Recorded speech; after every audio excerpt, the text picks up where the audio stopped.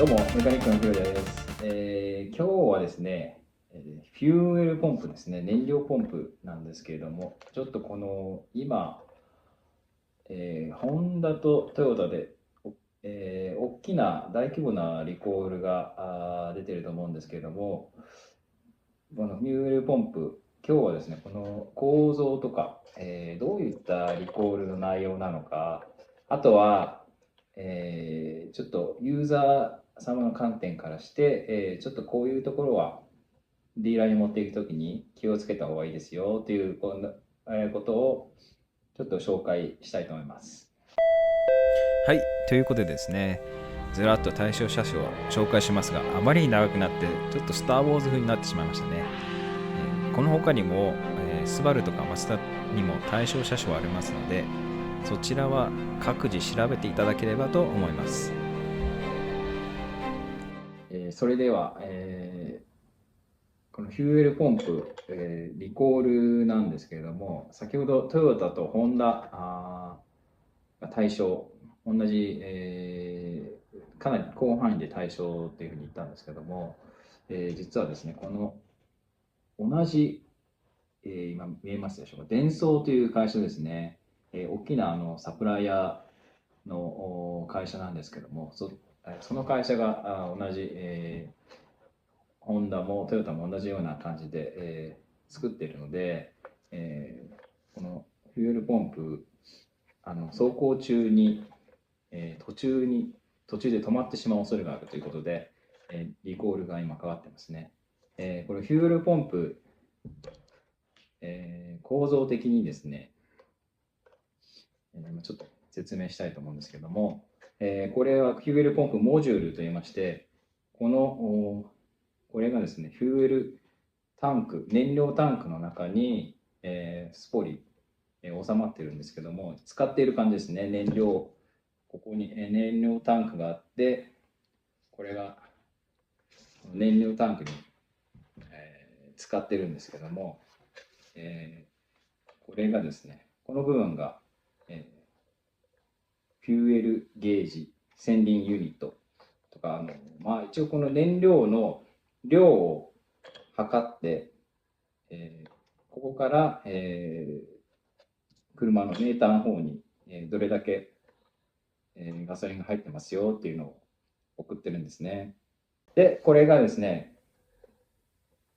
フロートといって、浮きですね。燃料が満タンになると、こういうふうに上に上がって、だんだんタンクの中の燃料が減ってくると、下に落ちてくるので、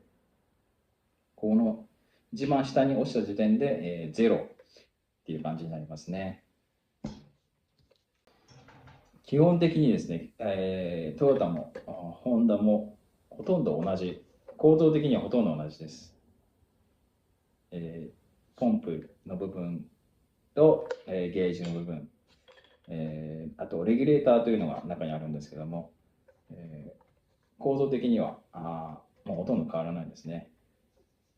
それではですね、今度実際のリコールの作業ですね。このポンプ自体は、燃料タンクの中に入ってるって、先ほど申し上げたんですけども、燃料タンクのアクセスの仕方がですね、ホンダの場合はほとんど車内から、アクセスパネルという感じで、シートの下だったり、トランクの中だったり、そういう感じで、アクセスするようになってますね。トヨタの車の場合は、だいたいタンク自体を車体から下ろして、アクセスするようになると思うんですけども、ちょっとばらして、こんな感じの作業ですよっていうのをちょっと紹介したいと思います。まずこの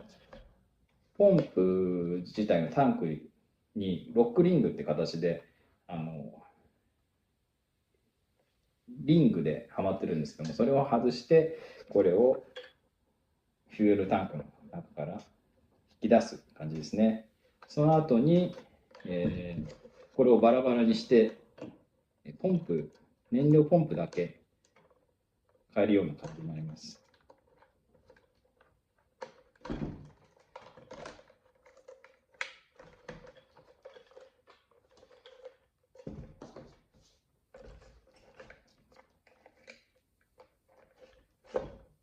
れがですね、ほとんど同じ、本当に車種で若干違うんですけども、作業自体は全く同じですね。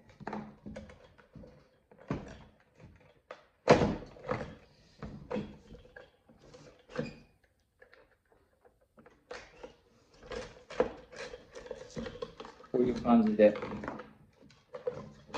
外れます。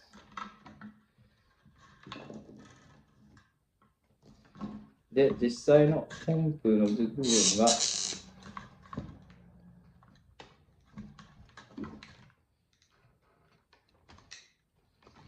こういう感じで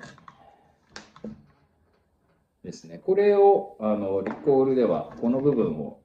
変えるんですけども、一応ですね、どこが悪くなるかというと、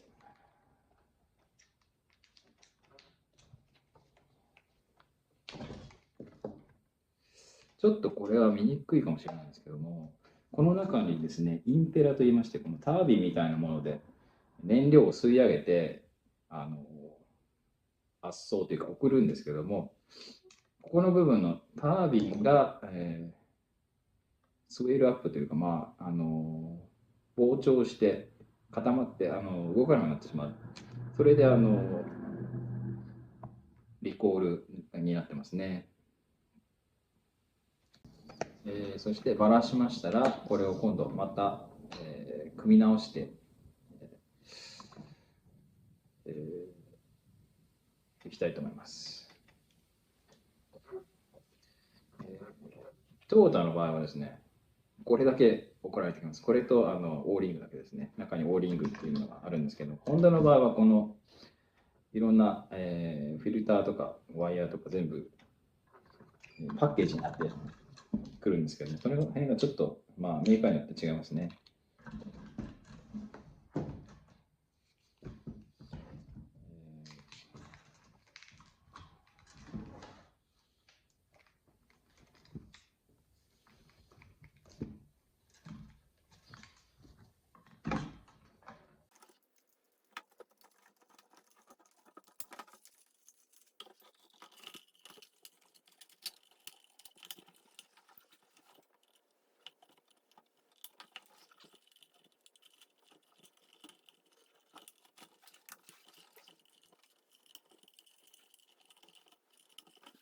これを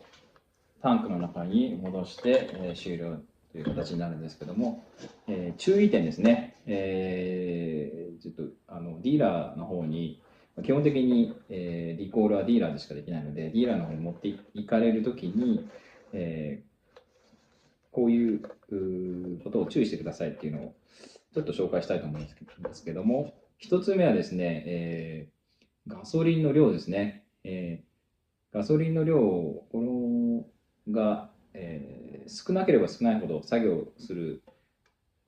立場からすると楽なので、楽というか、これが、満タンですとですね、車種によってはですね、これを開けた途端にこうガスがこう溢れ出てきてしまったりする車もあったり、あとは、トヨタとかのタンクを下ろさないといけない、大きなトラックとかですとかですね、タンクが満タンですと本当に、100キロを超えてすごい重いので、結構不安定になったりするので、ディーラーの方でもですね、もし満タン、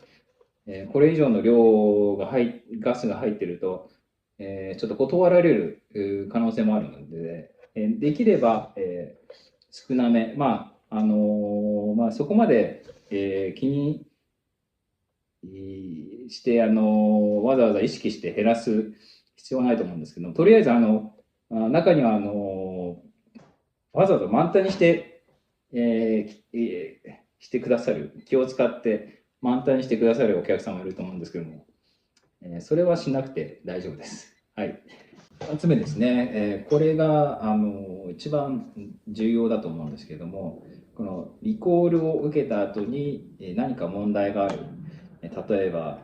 これガソリン、このゲージですね、これをタンクに戻すときにこれが曲がったり外れちゃったりして、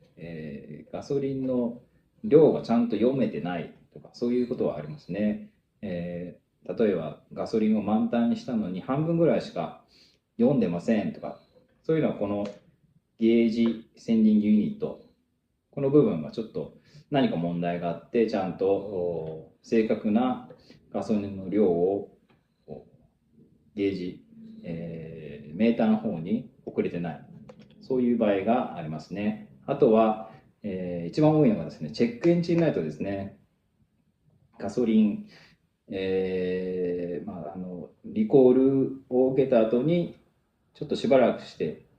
チェックエンジンライトがついちゃいましたっていうのが結構多いですね。というのはですね、このガソリンタンクに戻すときに、しっかりとですね、シーリングというかオーリング、ガスケットですね。ガスケットが、ちゃんと密閉されてない状態だと、今の最近の車はですね、ずっとEVAP、こちらでは EVAP、エバポレーティブエミッションといって、気化したガソリンですね。それに、その気化したガソリンが外に漏れないように、それがものすごい厳しく、メーカーの方に、規制するように、EPA という、環境団体ですよね。EPA の方から、厳しい、規制があるので、ちょっとわずかでもですね、この気化したガソリンが漏れると、車の方で察知して、ちょっと漏れてますよ、気化したガソリンが漏れてますよっていうふうにチェックエンジンライトがつくようになってるんですけども、これが結構作業、テクニシャン、作業する整備するメカニックですね、テクニシャンの、質によっては結構カムバックというか、このガソリンタンクにきっちり閉められてなくてチェックエンジンライトがついてしまう、そういうことが結構多いんですけども、注意していただきたいのはですね、なるべく早くディーラーに持って行って、必ずですね、リコールを受けてからこのチェックエンジンライトがつきましたっていうのを説明していただきたいんですね。で、ディーラーに持っていくときにはですね、必ず、ever since I got recall done, this check engine light is on とか、そういう感じでですね、きっちり、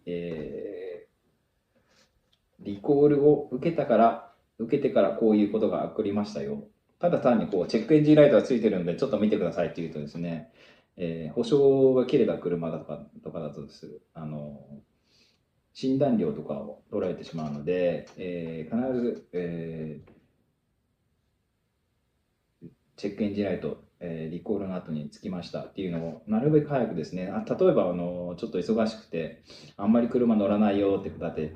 3ヶ月とか6ヶ月とか後に持っていってしまうと、ちょっとディーラーとかの方でも責任の所在というか、うちのせいじゃないとか、そういうふうに言い逃れできてしまうので、できれば早めにですね、チェックエンジンライトついたら速やかにディーラーに持って行っていただきたいと思います。はい、あとはですね、リコール、ご所有している車はリコールの対象かどうかというのがですね、リコール .gov、リンクを貼っておきますので、概要欄にリンクを貼っておきますので、こちらの方に、VIN ナンバーの方を記入していただタイプしていただけると多分出てくると思うんですけども、あとは、トヨタ、ホンダも、自前のリコールのウェブサイトがあるので、そちらに VIN ナンバーを入れていただくと、その、ご所有されている車が現在もうリコールの準備ができて、リコール作業可能ですよっていうのは出てくると思うので、ただこのデンソーのですね、このフュールパンプのリコールの範囲がものすごい広いので、まだちょっと段階的に、広がっている感じですね。ちょっと一気にやってしまうと電装の方のパンプの生産も追いつかないですし、あとは作業する、ディーラーの方でもちょっと作業が追いつかないので、段階的に順次フェーズごとにオープンしている感じなので、ご自身の車が、作業の対象、作業の準備ができているかどうかっていうのは、その、ウェブサイトの方で確認していただきたいと思います。以上、フューエルポンプですね、このリコールの注意点、またその作業内容を説明しました。それでは、God bless you。最後までご覧いただきありがとうございました。この動画が役に立ったと思った方は、ぜひチャンネル登録といいねをお願いいたします。今後も役立つ情報を発信していきますので、ぜひお見逃しなく。